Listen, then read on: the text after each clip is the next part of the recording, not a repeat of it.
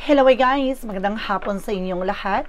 On this Surgas Mamasagari channel, a fated also matarders. So ngayong hapon na tatagalan sabihin sa inyo ng ating mga gabay.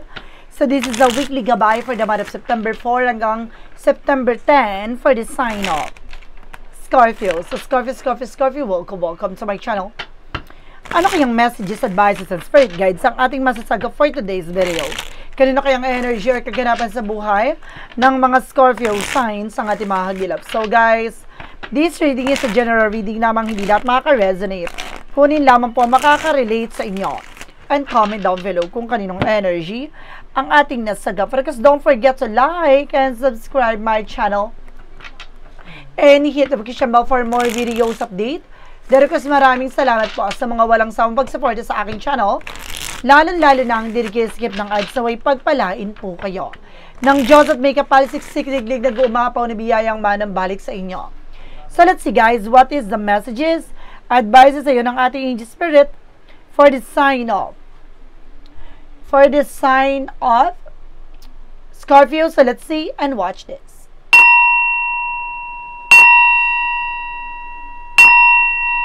Angel Spirit Guides, please give me an information po. Ano kayang gusto sabihin sa inyo ng ating mga baraha? So, let's see. And of course, there's something guys with a page of sword. The being curiosity. Kailangan alamin mo.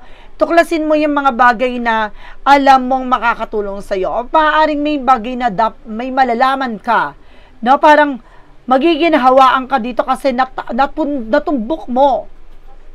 Ano man yung bagay na matagal mo ng tanong? Ay, ano kaya yan? And of course, there's something guys with the sun card. Sabi ko na, there's a purification. No, nalinis mo na. No, yung energy. There's something of pure positivity. Na magiging positibo na ang kalalabasan nito. Na magiging maganda na daloy ng eksena at sitwasyon mo. And of course, there's a wheel of fortune with the turning back. So, ibig sabihin na ito na yung swerte. Dadaloy ng magandang kapalaran sa iyo at maaaring pumabor sa iyo sa situations mo. And there's a destiny to happen. Talagang ito ay maaaring matagal mo nang hinintay. No? There's a fruit of labor na maaaring matagal mo nang gustong makuha. Makakamtan mo na. Now, there's something guys with a ten of cups, with a happiness. At the end of the time, magiging masaya at magiging maligaya ka na. Dahil natumbok mo na, nalaman mo na, nalinis mo na, hawak-hawak mo na ang kaligayahan na what you deserve. And because there's something the two of wands, no? Piliin mo lang yung bagay na alam mo makakatulong sa'yo. O piliin mo lang yung mga taong pagkakatiwalaan mo. This time, no, mas maging klarado sa isip mo, ano man yung bagay na nasa harapan mo. No? Kaya kailangan limitahan mo ang iyong sarili sa mga taong pagkakatiwalaan mo. Diba? And of course, there's an Empress card for revert. Self-love, self-care, alagaan, mahalin mo yung sarili mo. Some of you guys, no, excuse me, may pagbubuntis na magaganap. Maaaring magbuntis ka or maaaring magbuntis yung person mo. Now, there's something revert. Maaaring there's a blessing coming in. Now, may blessing dito, blessing. Now, there's something the page of sword represent with the six of pentacles. So, sinakuha mo na, natumbok mo na, ang kabayaran magtutuloy-tuloy na. No, magtutuloy-tuloy na ang finances. No, gaganda ng takbo ng iyong negosyo, hanap buhay. And of course, even your resource of income. And of course, there's a King of Swords. Sinaputol na. Ano man yung negatibong tumatakbo sa iyong buhay. No, there is something in new era, new horizon, a new chapter will be begin. Magsisimula na. And there's a striker with a confident. Lakasan mo loob mo. Maging matapang ka.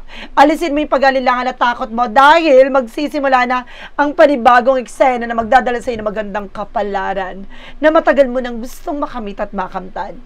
And there's a two of cups na magiging maligaya ka na sa piling ng person na to na maaaring matagal mo nang gustong makamit ang talagang pag-ibig na wagas. Maaaring ito yung magdadala sa iyo talaga ng a partnership, unconditional love.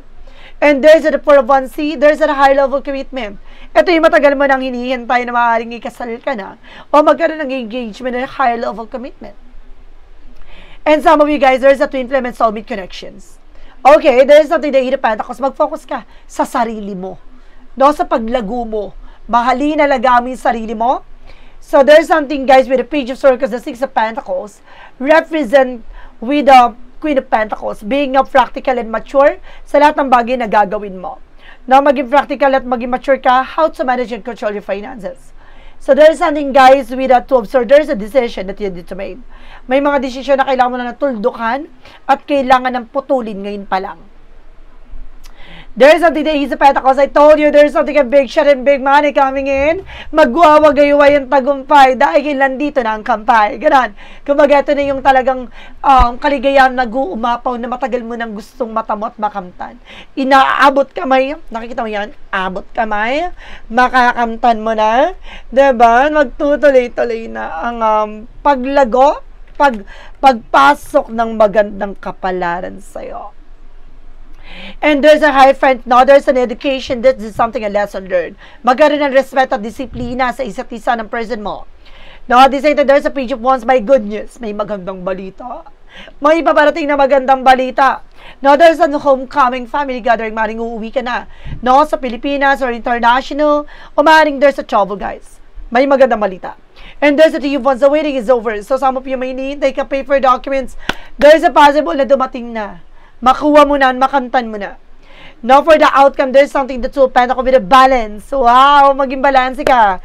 Timbangin mo yung bagay na makakatulong lang sa'yo. Manatiling balanse na may ngiti sa labi. There's something, guys, with the 8 of Cups. No, 8 of Cups, something moving forward.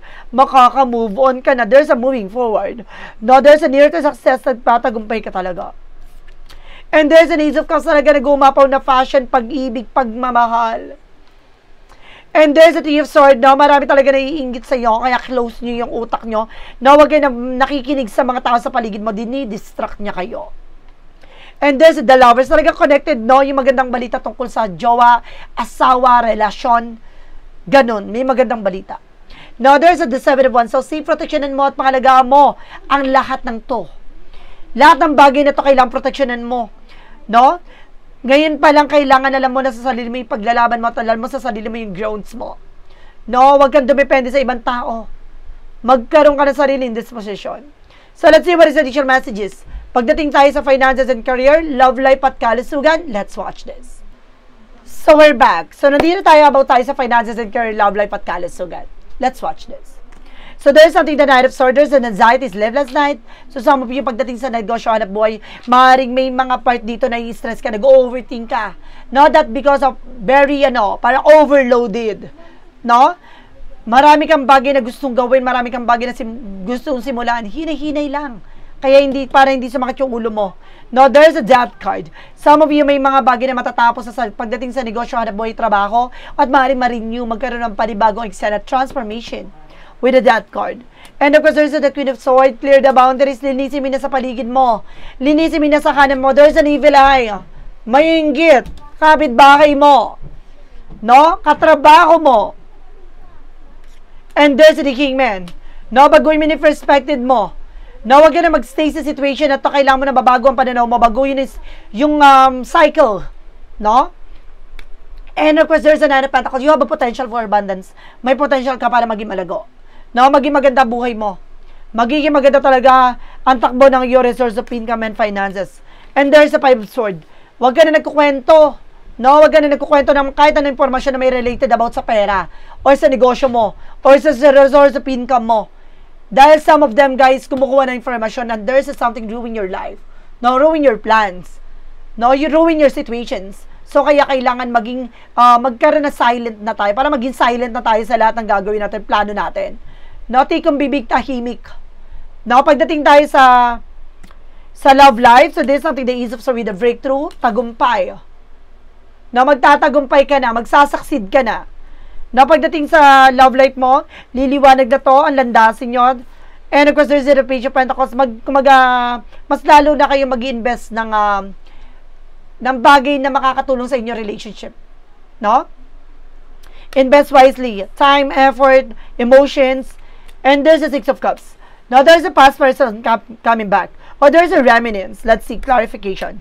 There's the Moon card. Ibig sabihin nito, may kinalaman about sa nakaraan mo ang mga bagay na napapanaginipan mo. Let's see. And there's an Eight of Wands. So, there's something, a communication, transaction, or may tao dito na gustong bumalik from the past. No, makakatanggap ka ng heart-to-heart conversation. At may mga bagay na magtutupad sa pangarap mo dito with a Moon card. And there's a Chariot card. Maraming parating. Maraming ganap sa buhay pag-ibig mo, ha? Maganda ka. No, parang there's a two person na maaaring pag-aagawan ka. Ay, ganda. Gwapo ka dyan, sir. Pagdating sa kalusugan, there's something, the Knight of Cups. There's an offer. No, maraming offer na paparating sa'yo. No, your person is very devoted and supportive person. No, makinig ka sa intuitions mo, makinig ka sa gut feeling mo. Hindi lahat ng mga offer tinatanggap mo. No, there's something guys with the Ten of Swords. Meron ditong sasabotahe sa'yo. No, kaya kailangan kung minsan ka na niloko, putulin mo na yung ganong eksena. Huwag ka na magpapasok at ibalik ulit yung tao na yan sa buhay mo dahil masisira lang. Magkakaroon ka lang dito na mental issue na maaaring ma-stress ka, ma-depress ka. And of course, there's another ones. No, matuto kang kumalma. Huwag kang maging aggressive. Now, there is something that could have caused emotional intelligence. Pagdating sa emosyon, mas maging matalino ka na. Huwag ka na padadala ng intensyon, ng awa. No, kailangan mas matalino ka na sa pagdating sa pag-ibig. No, at pagmamahal. So, let's see what is additional messages tayo pagdating sa finances and career. Ay, pagdating tayo with the magical fairy messages, advices, and requests, pick ka, yes or no. Alamin natin yung magiging sagot sa tanong mo. Let's watch this. So, we're back, guys. So, nandito na tayo, no? Sa magical fairy messages, advice, and requests. Guys, kung bago ka sa channel ko, ang pick ka, yes or no, pwede ka magtanong. Isa lang ang magiging sagot dyan within 1, 2, or 3. Kung nakapili ka na ng tanong at nakapili ka na numero, anong number na magiging sagot sa tanong mo, please comment down below. Kung ano yung magiging sagot dyan, sa dulo mo malalaman ang kasagutan sa iyong katanungan. What is the magical fairy messages, advices? So, there's a death fade off. No, lahat ng mga mabibigat, lahat ng pasanin, pasakit ay maaaring kailangan mo ng pakawalan. Kasi hindi ka magiging mag-aang hanggat bit-bit mo yan. And there's an holiday. Now, this is something, a gateway para ma-relax ka. Na ma-refresh yung utak mo. Kailangan mo ng bakasyon. And there's a get some exercise. No, kailangan mo rin ng exercise. No? And of course, palakasin at palaguin mo yung ano mo, yung mga kasukasuan mo, immune system mo. Diba ganon? What is the yin and yang oracle card? And there's a feminine. So, ibig sabihin dito, maaaring gumanda ka na ulit, or maaaring bumalik na ulit yung alindog mo. And there's a growth, no? May paglago dito, o maaaring there's a feminine energy na related dito. No, maaaring kung Scorpio ka na lalaki, may babae dito na maaaring related sa'yo, sa reading mo. No, may chemistry kayo talaga dito. No? And there's a truth. There's something, guys, na magdadala sa'yo ng paglaya, o kaligayahan, o kaayusan. Chemistry. Talaga may chemistry kayo na person mo.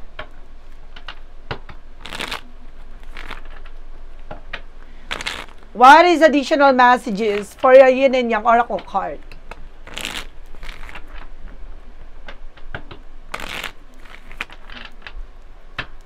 For yin and yang oracle card, represent what? So, there's a river flow, dadaloy na. Ang magandang kapalaran sa'yo, there's a crystal vision, malinaw na makikita mo ang magandang posibilidad na mangyayari sa buhay mo ngayong linggong to. No? And there's something, guys, with a teacher. No, may guardian tutulong sa'yo. There's a professor. No, maaaring may gagabay sa'yo. Magbibigay na information sa'yo. There's a butterfly for transformation. With the romance and you for Mystic Oracle deck. And there's a secret admirer. Sabi ko na may lihim, may gusto sa'yo eh. So, meron tao ditong may gusto sa'yo. No? There is a hurt in agonizing, no? Sa ngayon, maaaring nasasaktan ka, nahihirapan ka, pero may tao talagang para sa'yo talaga. What is Archangel Michael messages for you? Represent, guys, this situation is already resolved. Some of you guys, no, nasolusyonan yung mga problema mo at ano man yung bagay na pagdadaanan mo ay maaaring matapos na daw. And of course, there's something, guys, with take your time to make a decision. So, kailangan mo ng oras at panahon para makapag-desisyon sa mga bagay na gusto mong tuldukan at tapusin na. No, i-relax mo yung utak mo, yung isip mo. For Jesus' loving quote said, watch and pray that you're not into temptations. Na magdasal, pagmasdan yung mga bagay-bagay na mailayo ka sa anumang uri na kapahamakan. So, let's see what is an angel's number. Angel's number represent. Now, with 12-12, with a persistence. Now, kailangan na magtuloy-tuloy lang. So, there's something in a happy day, an aim for opportunity related to your life. Purpose is just around the corner. Take immediate action once in the pop-up, of course. A lovely partnership or an epic romance is also the card. So, see? Kumbaga, kailangan mo magtuloy-tuloy sa ginagawa mo. No? Kumbaga, sinasabi dito na lahat ng bagay pangyayari sa buhay mo ay may ibig sabihin yan. May purpose yan. Hindi yan para lang, kumaga pahirapan ka. Kaya yan nangyari yan, kaya yan pinakita yan sa'yo, kailangan mo mag-pay attention. Kaya there's a pop-up ibig sabihin, bilang lumabas sa harapan mo, no, with an angel's number or angel's synchronicities, na kailangan mo tuloy-tuloy lang ginagawa mo. Kung ito ay bagay na makakabuti sa'yo. No, there's a pay attention na kailangan mong pakinggan, kailangan mong pag-ingatan. No, so let's see what is the Money Move Oracle deck. With an angels, with the Money Move Oracle deck, represent what? And there's an alchemy. No, there's a transfer in the situations. Meron talagang using the witchcraft. Ibig sabihin, may gumagawa talaga sa'yo ng di maganda. No, para makaranas ka ng mga negativities. No, yung mga suliranin na hindi mo naman dapat mararamdam at mararanasan. No, maraming ganyan. So, kailangan protection naman yung sarili. Mag-set kayo ng protection sa tahanan nyo and at the same time sa sarili mo na protections na para hindi ka napapasukan ng mga negativities, even a black magic involved. No, ang ganda ng reading mo, ang ganda ng card mo, pero they're trying not to destroy your plan, no, to destroy your situations. Na marami talagang gitara sa paligid mo. Yun yung kailangan. Doon pala sa unang chapter na kailangan mo tuldukan. No, protection na mag-set ka ng boundaries sa sarili mo na hindi ka na mapasukan ng negativities. Let's see what's the clarifying for a life situation.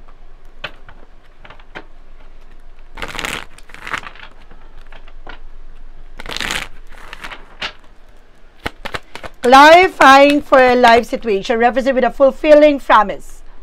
Stay committed to your path, for each step forward brings you closer to your destined fulfillment.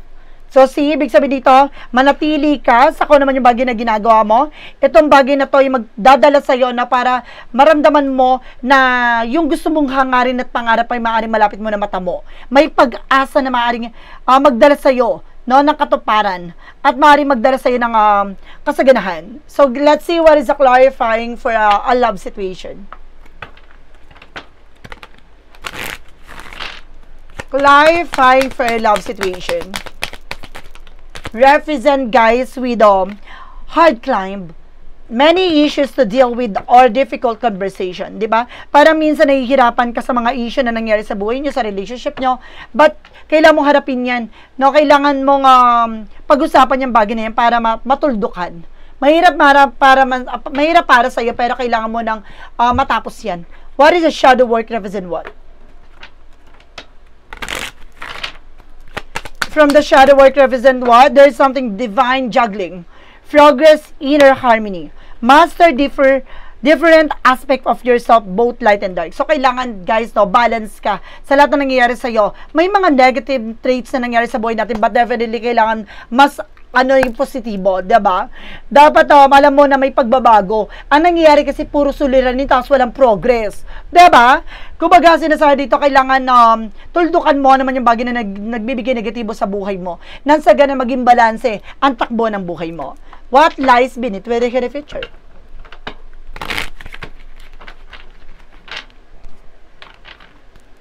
What lies beneath with the future? Keeping a promise. No, may mga pinangako dito na talagang hanggang yung pinangahawakan mo pa. O may mga dapat na panghawakan mo.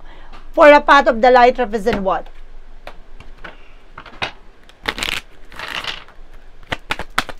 For a path of the light represent with the divine timing. So this is the moment.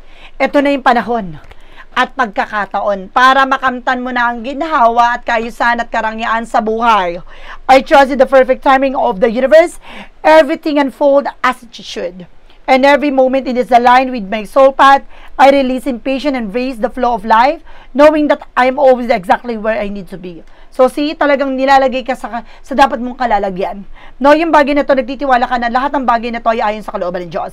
No, may mga bagay dito na hindi mo na pinipilit at minamadali yung mga bagay-bagay, bagkos, no, hinakayaan mo na maganap ayon sa kalooban ng Diyos. Dahil mas masarap ang tagumpay kung ito ay pinaghirapan at kung ito ay talagang pinagpaguran. No, masarap, malasap ang tunay na sarap ang kaginawaan kung mismo ikaw ang gumawa ng sarili mong akda. So, guys, let's see what is a pick a card, yes or no. So, let's watch this. So, we're back. So, nandito tayo with a pick a card, yes or no. So, alamin natin yung magiging sagot sa tanong mo. So, let's start with the number 1. Number 1 represent, guys, with a yes. The icing on the cake. All this is a sprinkle too. So see, ito ay makulay, matamis, masarap, at punong-puno ng kasaganahan at kagandahan sa buhay mo. May sabihin talagang mas magiging makulay, masarap at matamis no ang maaring anihin mo dahil sa mga bagay na pinagpaguran mo. Number 2, there is a misdirection, recalibrate your course. Ibig sabihin nito, may bagay kang kailangan balikan. May mga bagay na kailangan mong wag ituloy dahil maaaring magdala sa iyo ng, kumbaga, kapahamakan o hindi magandang pangyayari sa buhay mo. Kaya kailangan, kung naman yung bagay na kailangan mong balikan o tingnan, isipin bago ka magdesisyon, kailangan mo munang alamin yung magiging resulta nito. Wag kang pala desisyon. Wag na wag. Or marunong kang humindi. No? Kung kumbaga pinagpipilitan or kung inaaya ka na pumunta sa ganito ganyan, humindi ka. Number 3, there is a yes, taking flight, uplifting, and peace with decision. Big sabihin dito, sa pagdedesisyon mo, magkakaroon ka ng kapayapaan at makakabangon ka na sa buhay mo at sa sitwasyon mo na kinasadlakan. Ito na yung panahon at pagkakataon para makabangon ka. Papahuli ka pa ba? So guys, this is a weekly gabay for the month of September 4 hanggang September 10 for the sign of Scorpio. Scorpio, maraming salamat po for this wonderful reading. So once again, this reading is a general reading lamang, hindi lahat makaka-resonate. Kunin lamang po makaka-relate sa inyo and comment down below kung kaninong energy ang ating nasagot. And of course, don't forget to like and subscribe my channel and hit ko siya for more videos update. Of course, maraming salamat po sa mga walang sawang pag-support sa aking channel. Lalo na ang dirigil skip ng ads, saway pagpalain kayo ng Diyos at may kapal siksik liglig nag-uumapaw ni biyayang manang balik sa inyo at maraming salamat po. And see you the next video. Bye bye and babush.